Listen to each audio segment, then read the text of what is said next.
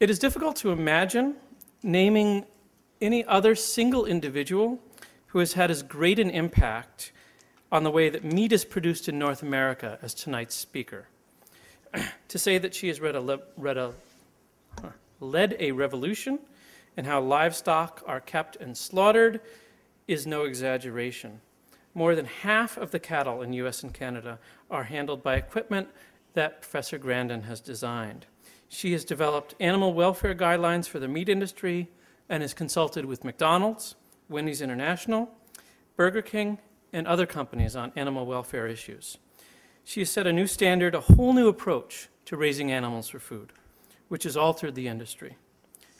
And in doing so, she's perhaps done something even more remarkable. She has managed to bring the cause of animal welfare and the goals of the industry together. At every stage of innovation, she has successfully argued that the same improvements which are compassionate to animals, which reduce suffering and anxiety in animals, also improve efficiency and reduce waste. Fearful, suffering animals do not cooperate with their handlers, she's argued. They slow down meat production. Calm, healthy, happy animals are easier to work with. Professor Grandin has written extensively about how her autism has given her insight into the behavior of animals. Her ability to think visually has allowed her to see the world from different points of view. As a result of her writings on autism, Professor Grandin has become the world's best known, oh, I'm sorry, that's not mine. I don't want to do that. The world's best known and most sought after spokesperson on autism and autism spectrum disorders. Temple Grandin obtained her bachelor's degree at Franklin Pierce College in New Hampshire in 1970. In 1974, she was employed as a livestock editor for the Arizona Farmer Ranchman and also worked for Corral Industries on equipment design. She earned her master's in animal science in 1974 at Arizona State University for her work on the behavior of cattle in different squeeze chutes. Dr. Grandin was awarded her PhD in animal science from the University of Illinois in 1989, and she is currently professor of animal science at Colorado State University. Professor Grandin has published several hundred industry publications, book chapters, and technical papers on animal handling, plus 45 refereed journal articles in addition to 7 books. Her book, Animals in Translation, was a New York Times bestseller, and her book, Livestock Handling and Transport, now in its 3rd edition, is the standard in the field. Other popular books authored by Dr. Grandin are Thinking in Pictures, Emergence Labeled Autistic, Animals Make Us Human, and Improving Animal Welfare, A Practical Approach. Dr. Grandin has received numerous awards, including, long list, but I'll just pick a few, the Meritorious Achievement Award from the Livestock Conservation Institute, the Industry Advancement Award from the American Meat Institute, and the prestigious Richard L. Knowlton Award from Meat Marketing and Technology magazine. She was also named one of the Beef Top 40 industry leaders. Dr. Grandin was named a distinguished alumni at Franklin Pierce College, received an honorary doctorate from McGill University, among other places. Her work has been recognized by humane groups as well. She is a past member of the Board of Directors of the Autism Society of America. Please join me in welcoming Dr. Grandin to Mount Holyoke College.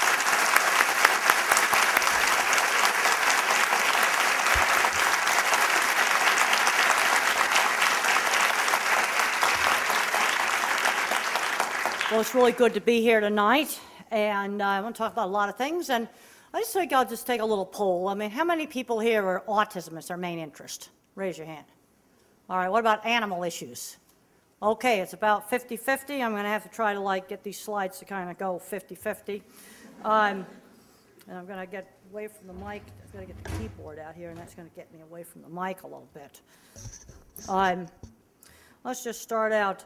Now, when I first started out my work with animals, I used my visual thinking skills to be observant. You know, one of the things in animal behavior, you've got to be really observant. What is actually going on?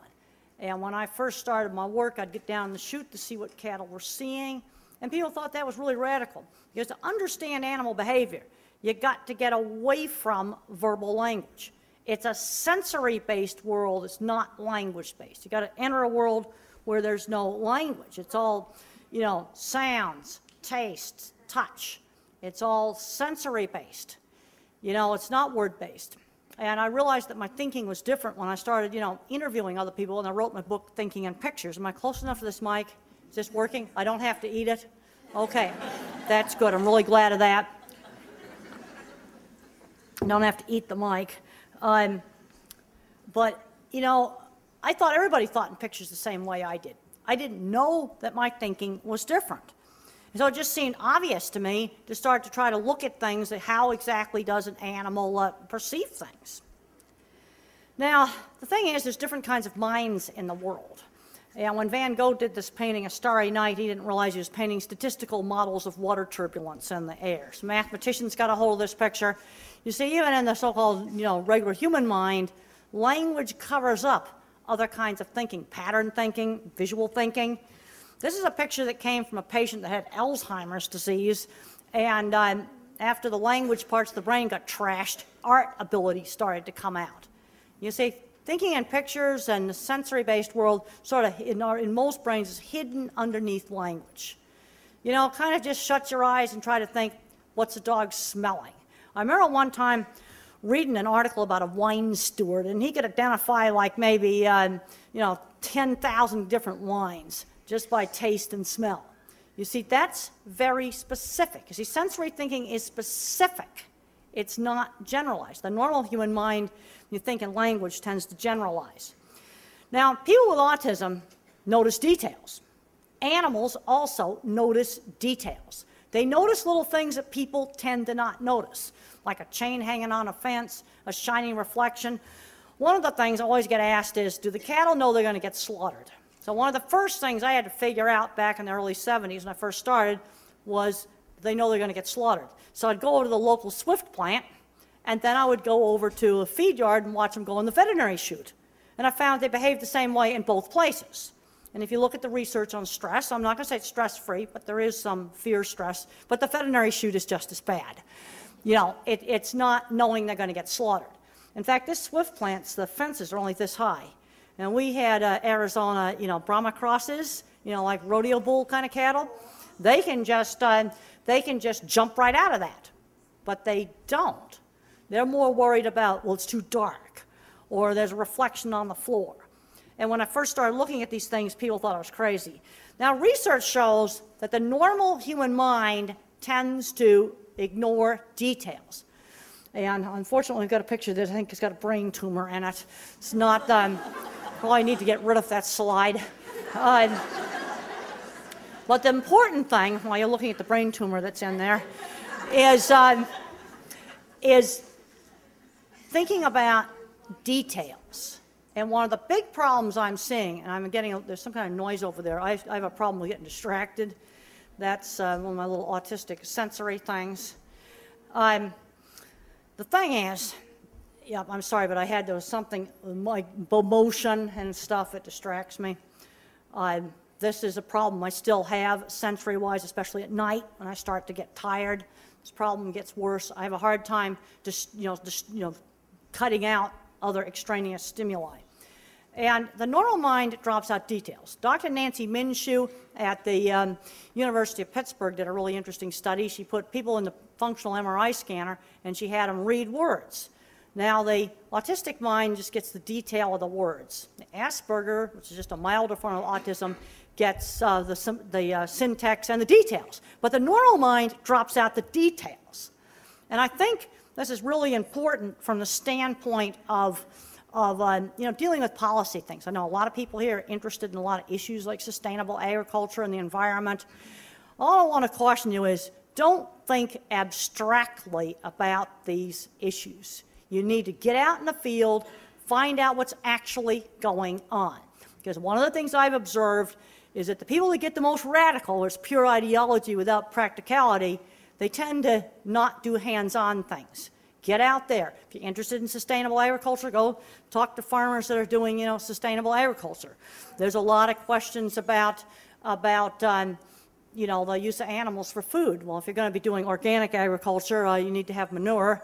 or you're going to have to do some biotech to get around that problem. You know, then maybe you wouldn't need the manure if you biotech stuff. But if you want to do it naturally, you're going to need it. And, you know, when I first started out, I thought if I could just build the right cattle handling system, I could solve all the problems. In other words, I could solve all the problems just with the hardware and the technology. First 10 years of my career, I totally believed in hardware and technology. Well, the schools thought if they put internet in the schools, it'd make teaching wonderful. Yeah, it's nice to have internet in the schools, but it doesn't make teaching wonderful. The hardware can only fix half of the problem. And the other half of the problem is got to be fixed with the management side, the teaching side. The thing I have found, it's much easier to sell people on the new equipment than it is to get them to run it right. So all through the 80s, I was pulling out my hair because I got the plants to buy the equipment and put it in, but about half my clients didn't run it right. They'd tear stuff up and wreck it. It was just absolutely so totally frustrating. And then I got a chance to implement the McDonald's animal welfare audits. Now, one of the things the NGOs can do is they can kind of stir up things, and I call it softening the steel. Then there's people like me that can bend the steel. You see, if you want to make change, you have activists to soften the steel. But then you also have to have people that are going to just implement a practical solution. And one of my big worries today is we're getting really short on the hands-on, how do we actually fix things, how do we actually implement stuff. And I get disturbed where more and more people want to be lawyers getting into these sort of things. Well, a lawyer mentality doesn't figure out how do I actually fix stuff. Well, I devised a really, really simple auditing system for meat plants. I'm not going to tell them how to build them. Design isn't even in it. They have to achieve certain outcomes. Like if more than 1% of the cattle fall down, then they fail the McDonald's audit. It's that simple. Now, they could fall down because of the problem with the floor being slippery, or they could fall down due to rough handling. And then how many animals are mooing and vocalizing during handling? If more than 3 cattle out of 100 vocalize in the stunning area, you fail the audit. Now, there's a lot of bad things that can make them moo, but it's figuring out what are the few really simple outcome things. Those measuring education, it's going to be, stay out of trouble with the law and then get and keep good jobs, get on into good careers, where they better themselves. That's the ultimate outcome of education. It was very interesting working with the executives at McDonald's, Wendy's, Burger King, and a number of these other big companies to watch an issue go from being an abstraction. Ooh, give it to the lawyers, give it to legal. Well, there'd already been a lot of money spent on lawyers, and you can go look up a McLibel case. And McDonald's lost part of that case, cost them a pile of money. Then I was called in there to try to make some changes, and I took executives from many, many different large corporations on their first trips to farms and slaughter plants. And it was very interesting watching executive eyes get opened, watching something go from being an abstraction to being something real. Now, the thing is, truth is somewhere more in the middle. It's not wonderful like everybody in ag says it is, but on the other hand, it's not the horror show. They'll go out, an activist group will go out and get some undercover video and then say, well, every slaughter plant is horrible, like a dreadful place of the baby calves. Well, I can tell you McDonald's doesn't buy baby calf meat. So that plant was never in the audit system. But about 10 years ago, I started working on teaching their food safety auditors how to do this audit. And at the beginning, they kind of go, oh, this is kind of silly. But when they got into it, they could see the change that was taking place. It was also very interesting to watch executives when they saw something bad, like a half-dead, emaciated dairy cow going into their product. And they're going, whoa, there really are some things that need to be fixed. And I think it's really important. Executives have got to get out of the office. We've got to fight abstractification because it's not going to fix things. And we need to have more people in the world that can figure out how do we actually fix problems. That's the thing we've got to be doing. Okay, when I first started out, I started looking at all of the little distractions that make animals balk. Now, here's a veterinary facility at a feed yard, and they couldn't get the cattle in there. And the reason why they couldn't get the cattle in there is right there. What do you think? It's a flag. And why are they afraid of the flag? You got rapid movement, and you got high contrast of light and dark. All they got to do is move the flag. It's right there, staring them right in the face, and they don't see it. Although, it was the flag that was scaring them. And the thing about animals is that things that are totally new and you shove it in their face, it's scary. But the thing about something that's new is if an animal's allowed to approach something new, then things that are new can be interesting. Novelty is both scary and exciting. It's both scary and attractive. It's kind of call that the paradox of novelty. Well, there's an animal looking right at a bright streak of sunlight. Now, if you have a cloudy day, then you're not going to have this bright streak of sunlight. See how the animal's looking right at it, eyes and ears pointed right at it? And the HBO movie has a beautiful scene in there where the horse's ears look right at things. Well, horses and cattle do that. You know, all your grazing animals, their ears move independently. Dogs and cats, all the cats and dog animals, the ears are yoked together. You know, but when an animal's calm, he's going to look right at that thing that he's afraid of. And another really important thing is having a really good non-slip floor. Okay, get down in the chutes. What are they seeing? On a sunny day, you got lots of shadows. On a cloudy day, you're not going to have lots of shadows. So time of day effects can make a difference. It's details. One of the things I try to train my students now is to try to get them to be a lot more observant. You know, what is the animal looking at? What is it doing? If you see the whites of the eyes on the animal, then it's getting scared. There's been a study that shows that when you see the whites of the eyes on cattle, they're getting scared. Same thing's true for horses. You can get the same thing when a dog, you see the whites of the eyes. And, you know, that's not a happy animal when you see those sort of things. You know, look at that posture. Tail switching on a horse, that's a horse that's getting scared. Tail waving back and forth with the whole butt moving in a dog, that's definitely a happy animal.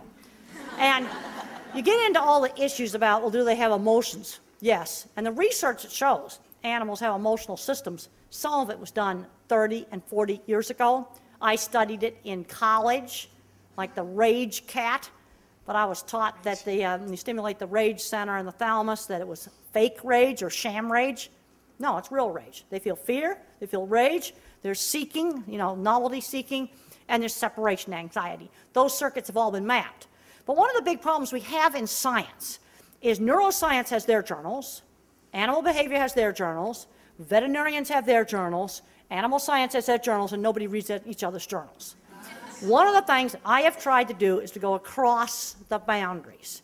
I just did a presentation this summer at the animal science meetings on animal emotional systems. I dug up all the old neuroscience literature, load them down with references and say, you can't say they don't have emotions. But on the other hand, there's some differences. We filter it through a huge computer up here that gives it a complexity that you know, cat and dog emotions just aren't going to be as complex. Now look at how the zebra and the horse have an ear on each other, and the other ear is on me. You're out riding, watch where your horse is pointing his ears. This is a neat picture that I got from a young man who showed how he had movies inside his head. And if you don't know what those are old-fashioned 16mm movies. It's literally pictures in my head. My mind works like Google for images. I thought everybody thought in pictures. I didn't know that I thought differently until I started questioning people about how I think.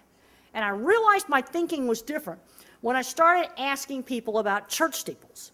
And I said, think about church steeples. How do they come into your mind? And I was shocked to find out that most people get this generalized, sort of generic image of a steeple. I only see specific ones. Well, now we know in brain science that this generalized image comes out of the association cortex, and the specific ones are coming out of more primary files, you know, deeper back into the back of the brain. But I was shocked to find out that a lot of people got a generic image, and some people get a real vague image. It's just a stick figure like this. And I found a few people, and these people do drive, so I know that they can see, and they get no image at all. Like if I say to you, walk through your own house now, you know, walk through your door and whatever. Most people can do that. But there's a few people that can't walk through their office or, you know, or their home in their mind. You know, they're rare. I have found them. You know, so visual thinking is kind of a continuum. And let's just talk a little bit right now about autism diagnosis. It's a behavioral profile. It's not precise. And, you know, where does geek and nerd become mild autism or Asperger's? There's no black and white dividing line. It is a continuous trait, you know, and the genetics is very complicated and a lot of little copy number variations in the genetics, kind of the same mechanisms that control height, a lot of different little tiny nucleotide sequences switched around. I see only specific ones, and they flash up into my mind like Google for pictures. Here they just sort of like this. They come up like this, just like how the movie showed it. come up a series of images. And I used to joke around and go, well, maybe I have a gigantic internet connection in my brain. And when I design facilities, I can actually test run equipment in my head. I didn't know I couldn't do this. And I actually got in some giant fights out on jobs because I said, how could those engineers be so stupid?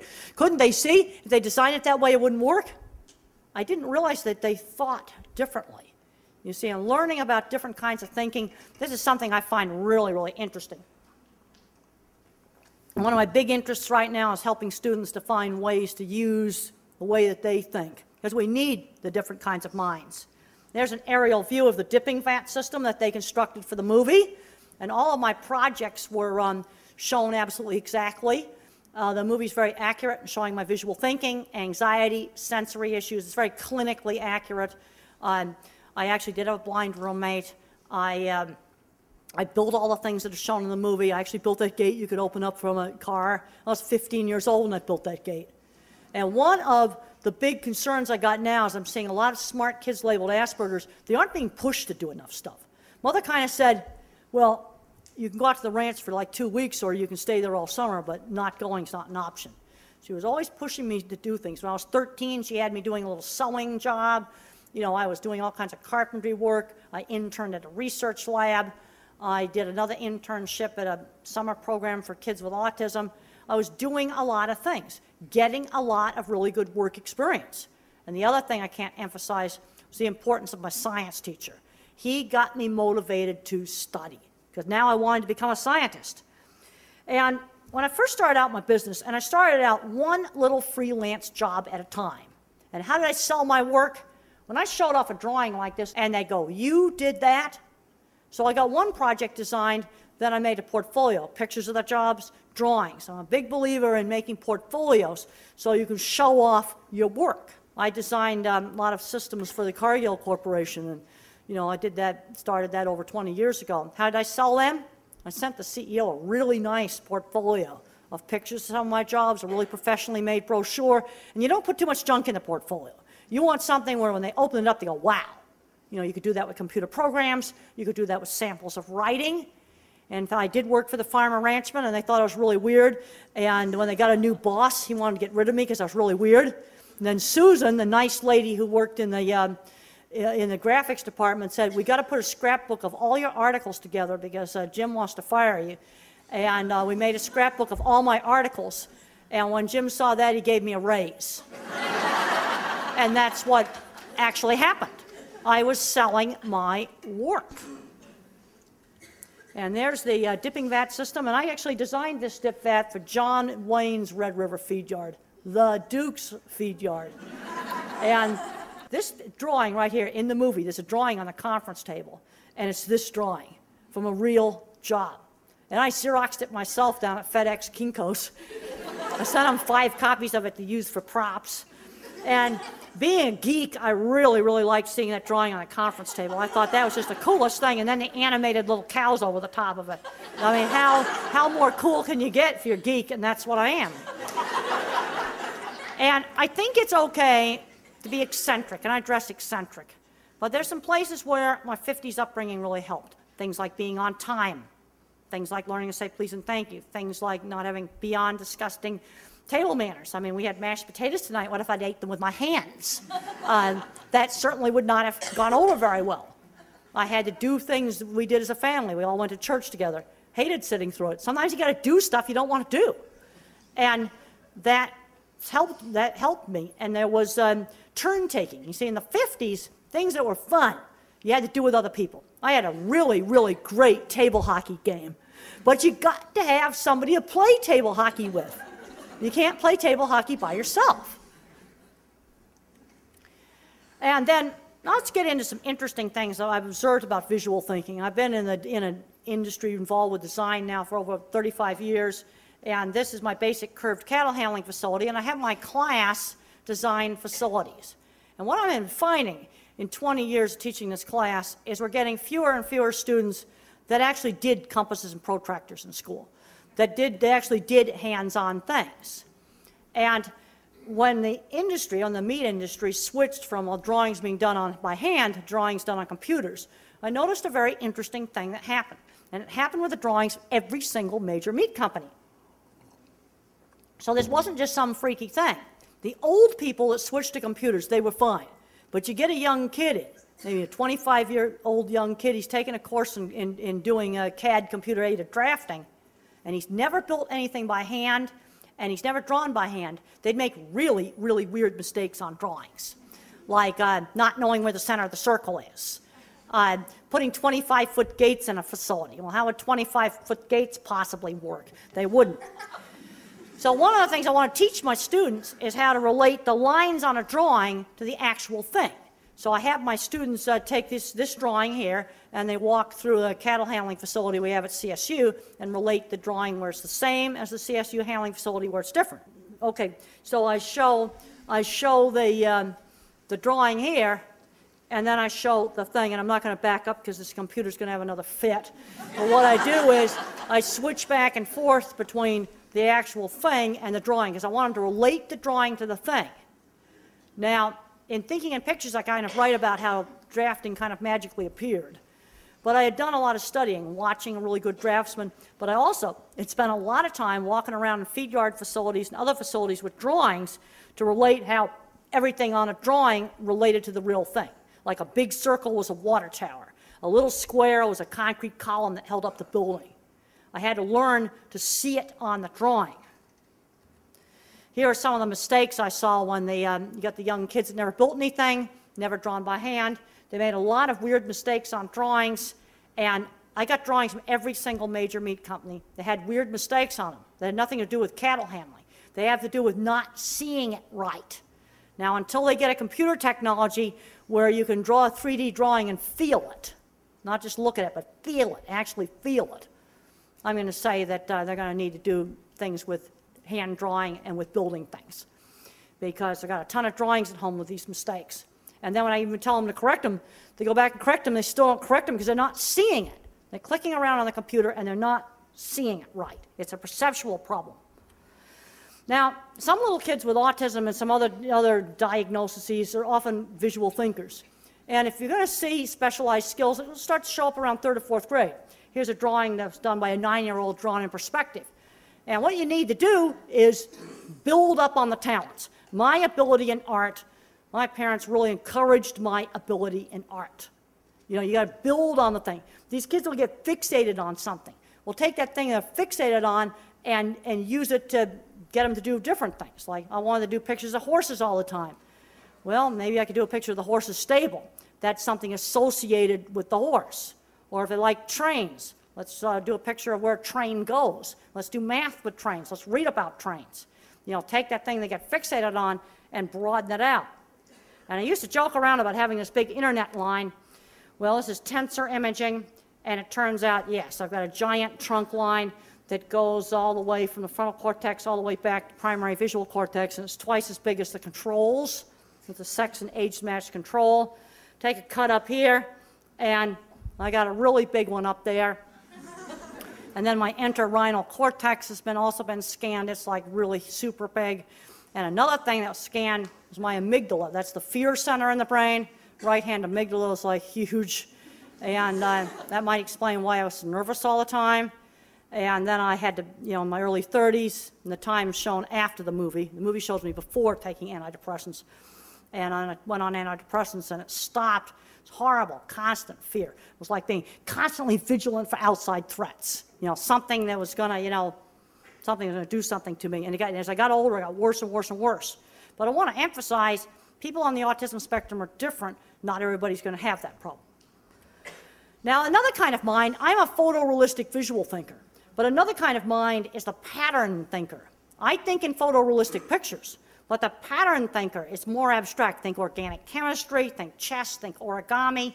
And this praying mantis is made out of a single sheet of folded paper. No Scotch tape, no cutting. And what you see there in the background, that's the folding pattern. That's not my mind, it's a different kind of mind. Now, this is an important slide for people that are interested in education, because we need to take the different kinds of minds and build them up. And one of the problems with me, our photorealistic thinkers, I couldn't do algebra. But I'm finding a number of students who can't do algebra, but they can do geometry and trig. And one of the reasons for that is geometry and trig don't put as much pressure on working memory. I have a really poor working memory. Like these kind of physics problems where it says, you cut a board and it's, a third of the way and then it's 7 feet longer than this. I can't hold that, get my head around that. So then someone might say to me, well, how do you understand designing an animal handling facility or even a meatpacking plant layout? Well, after spending a bunch of Tuesday afternoons at a plant, I downloaded the entire plant into my head. It took a long time to do it. So now I just have a videotape I put on in my head and I walk through the plant. So that's how I deal with the sequence. And how did I get through college when I couldn't do algebra? Well, I got to thank the new math craze that they had in the late 60s. And math when I was in college was finite math. Probabilities, matrices, and statistics. Doable with a ton of tutoring. And I actually seeked out a nice math teacher and was in his office like 3 times a week going over the whole lecture. Then you have the pattern thinker. These are the music and math mind. These are going to be your engineers, your computer programmers, a lot of chemists, a lot of scientists, photorealistic visual thinkers. They're going to be good at a lot of things with art. And when I was naughty, they never took art away. No, they took TV away for one night. Never art. You want to nurture the things that can turn into somebody's career. The verbal mind, these are the ones they often like history, often poor at drawing. We got to start thinking a lot more with these quirky kids. What can they do when they grow up? I'm not seeing enough emphasis put on that. They need to be learning work skills for one thing. But when kids get around, 13, 14 years old, we need to start thinking about what could they possibly do? Out in Silicon Valley, the Aspergers just get apprenticed into the industry. And the thing that drives me crazy is I worked with a lot of technical people in construction, and we're all the old Aspies. And these are kids, well, obviously, with no speech delay. Ones that are my age, they're all employed. And I think a lot of that had to do with 50s social skills, 60s social skills, pound in the social skills. So they're not losing jobs over just the stupidest things like just out and out, telling the boss off and things like that. And then you have people that are auditory thinkers, that are absolutely not visual thinkers. They're going to be good at auditory things. But we need to be thinking a lot more like, what's this guy going to be good at? Because I'm seeing smart people on the Asperger spectrum graduate from college, and they ended up on Social Security without a job. They never learn any job skills. So one of my big things I'm pushing is we got to start working on this. Because I go over to the gifted meeting, I see all the quirky, nerdy kids. Then I go to an autism meeting, I see the same quirky, nerdy kids, and that label sometimes takes them down the wrong path. One of the problems we've got in the autism world is it's such a big spectrum. At one end, you have people that remain nonverbal with very severe problems that need a lot of services. At the other end, you've got people like Mark Zuckerman, and I can talk about him because when it's a book and a movie, I can talk about books and movies. And what they showed in that books and movie was very, very, very Aspergery, and that guy runs a very, very successful internet company. And then I go to an autism meeting, and I see little Mark Juniors, and they're not getting, we're not thinking enough about where are they going to go. Because some of these Asperger people, they can be, the leaders tomorrow. There's a really great book called Asperger's and Self-Esteem. It's about famous scientists and musicians that probably had Asperger's. And the kids are getting teased in school, and I was one of them. I got kicked out of, guess what, Beaver Country Day School right here. 9th grade for throwing a book at a girl who called me a retard. Okay, how do you form a concept when you think in pictures? Everything is specific examples. It's what's called bottom-up thinking. And I think we need to be doing a lot more bottom-up thinking because we go overboard on the top-down thinking, things get too abstract, and it doesn't relate back to the field. For me to understand a concept, I have to sort specific examples into file folders in my brain. And this little boy is sorting the cats and dogs in the different little boxes in his brain for his cat and dog concept. But we got to think, okay, you get some policy, is it going to actually work on the ground? There's a lot of things that, that people do, they have not worked on the ground. And they didn't do enough research to find out if it was going to work.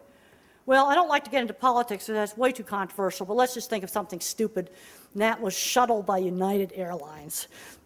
but the world's dumbest thing you could do to an airplane galley. They wanted to be like Southwest Airlines and serve little drinks on cocktail trays. So they went in there and ripped out perfectly good galleys with carts, replaced them stupid dresser drawers that don't even have a place to put the ice in without leaking.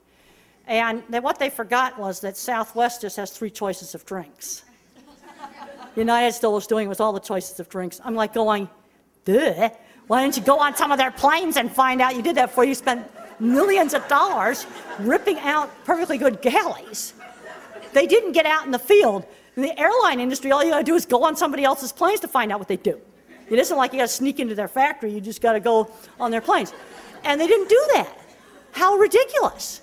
I mean, that's an example of something that's all theory. It's also something totally non-controversial.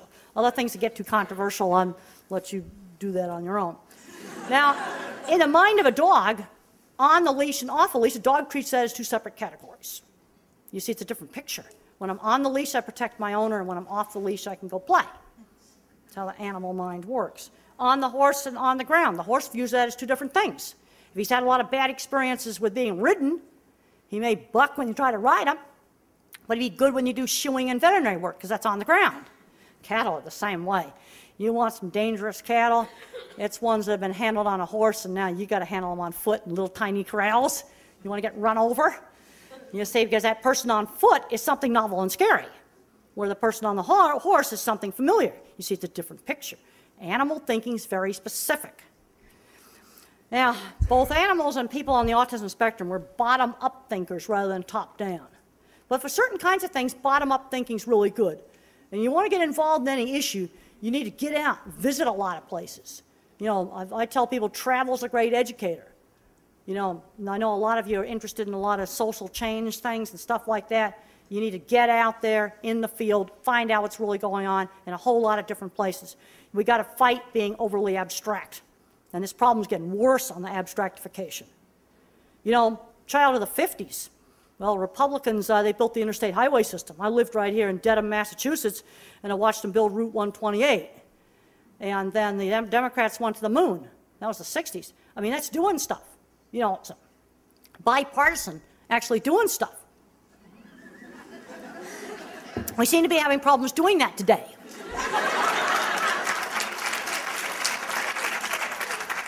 To learn concepts, I have to put many specific examples in different file folders in my brain. And now the older I get, the better I get at thinking because I have more web pages I can Google. You know, the movie shows how I have all these door symbols. Well, if you don't have that many experiences, I couldn't think about the abstractness of my future, you know, unless I had something, you know, where I could think about it. Now, I have enough other experiences to relate things back to. Teach concepts with specific examples. Teach the concept of up. Kite goes up in the air. Put books up on the shelf. Walk up the hill. Go up in the alley. Lift up a glass. Those are all up. You see, if I just did it with walking up a hill, I'd think up only applied to walking up a hill. You want to teach an autistic kid not to run across the street, you got to teach him in many different places. Otherwise, it won't generalize.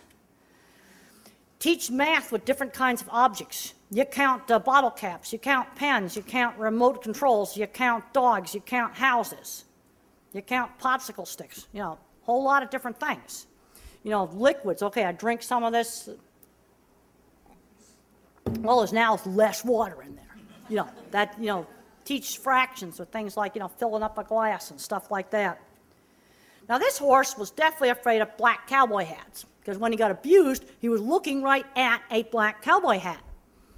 White cowboy hat, no problem. If I put the hat down on the ground, it was less scary. And the closer that hat got to my head, the more scary it got because it got closer and closer and closer to being a match of the bad things. And you see the horse's ear there? See the horse's ear on the near side here? Okay, what do you think that ear was looking at? What was that ear looking at? Me, taking a picture. That's what that ear's looking at. Now, we need to get the different kinds of minds to work together. And I'm getting very concerned. Some of the visual thinkers are sort of, you know, some of these kind of the geeky, quirky, nerdy kids, a lot of them are kind of getting weeded out. But we need these kind of minds. Because I had a student that was good at everything I was bad at. Boy, she could run this computer just great. She kept the records perfect on the research. But you know what? She wasn't very good at making up ideas for experiments or thinking up creative ways to interpret the data. You see, because when I think about these things, I visualize it. You know, I find students, when they're doing statistics, get lost in the numbers, and they forget about the cattle. It's cattle, it's not numbers. Each one of those data points, it's a real animal.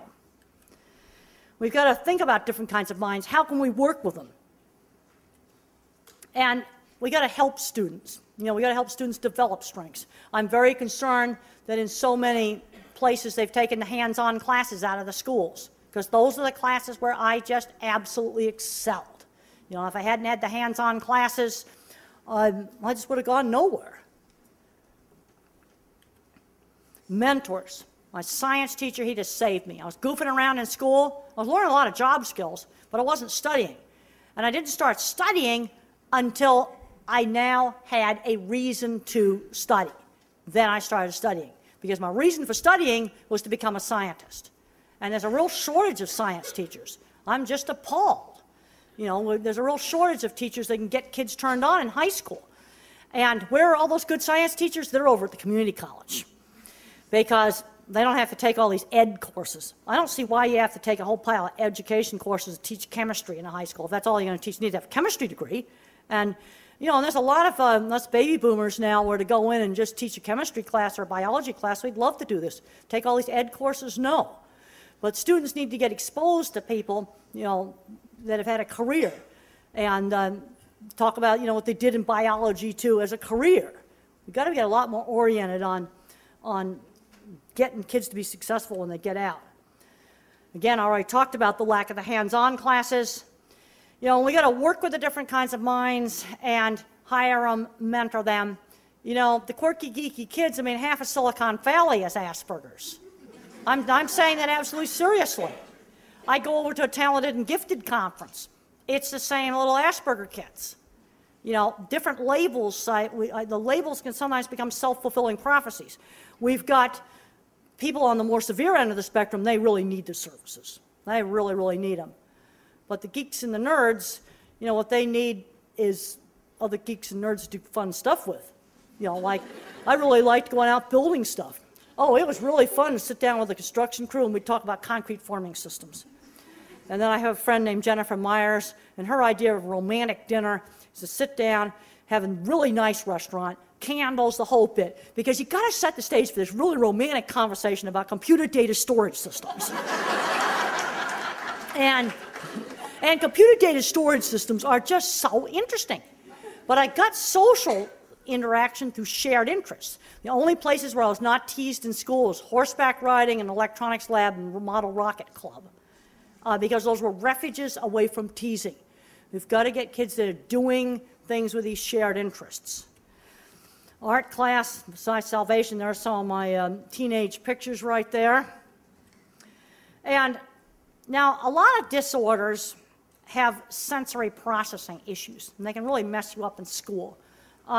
Problems with fluorescent lights bothering them and flickering, problems with screening out background noise. I still have that problem. It gets worse when I get tired. Problems with scratchy clothes. You know, sensory problems can be really real. And I'm getting very concerned that a lot of smart kids today are going to get labeled oppositional defiant. And then the other thing I'm very concerned about is the amount of powerful drugs given out like candy to little kids. It's just shockingly bad. Now, I take medication, and I don't think I'd be here if I wasn't on antidepressants, because, well, in the movie, you saw me eating yogurt and Jell-O. Well, I would go for a week or two at a time where all I ate was yogurt and Jell-O, because uncontrollable colitis is like tearing my insides out. And I went on the antidepressants, and it stopped the constant anxiety. Guess what? The colitis went away. Cured it in like 2 weeks. But the sensory issues can cause a problem in school. And here's a little boy blocking his ears. You know, some of the worst places where there's a lot of reverberation, cafeteria, noise. The other problem I still have is attention shifting. You know, when there was a little distraction over there, I can't screen that out. And then it takes me a long time to shift back. Motion right up in the front. Shifting of attention takes a whole lot longer. And a lot of brains that are kind of quirky have got this problem. Now, there's also students, and I'm finding in a class of 60 students, I'm finding 2 of these every semester, when they go to read, the print jiggles on the page. And I can tell by the mixed up drawings they do. Like if I ask them to draw a line like this, and then I want 3 half circles, just freehand them on for the beginning of the cattle handling facility, just freehand it. It's just all over the place like that. And then I ask them if they ever see the print jiggle on the page. Yes. Do you do fluorescent lights bother you? Yes. See them flickering? Do you hate driving at night? Yes. Escalators, you absolutely hate them because you can't tell how to get on and off an escalator. Let's talk about some simple things you can do to fix this problem. Try printing the homework on pastel paper. Set your computer to have a pastel colored background. That can sometimes help. Use a flat panel display like this, not those dreadful TV ones. These are some of the simple things that you can do that can help. Also, try on different pale colored sunglasses. Pink ones, you know, the hippie glasses. You know, pale purples, real pale ones. You can't read with dark glasses. So I've sent students out sunglass shopping. And I had one student come back and say, well, I got an A on my economics quiz because now when I look at the professor's PowerPoint slides, they aren't all shaking like this, and I can actually read what's on those slides, where before I couldn't read what was on the slides. This problem is common, and usually not very good grades go along with this. And this is one of these things. What's wrong is in the brain, you've got circuits for shape, color, motion, and texture. They got to work together to form a graphics file. It's called the binding problem in vision research. You get 10 Nobel Prizes if you can figure out how it works, because nobody knows how it works. But something's wrong with that. And when you do these colored glasses, it somehow fixes it. I don't know. I don't have any idea how it works. And this is where I think people get in trouble with theory, because people feel they got to have a theory to explain why it works. I'd rather just say we don't know why it works. It has something to do with those circuits in the back of the head that we know exist. We know where they're located. We don't know how they work. And why colored glasses sometimes help us, I don't know, but they work. You know, you'd be kind of stupid not to go down to Walmart and try on some sunglasses. And there are my books. I think what we'll do now is we're just going to get into some really good discussion. I think I'd rather just stand here. I'm not big on sitting down.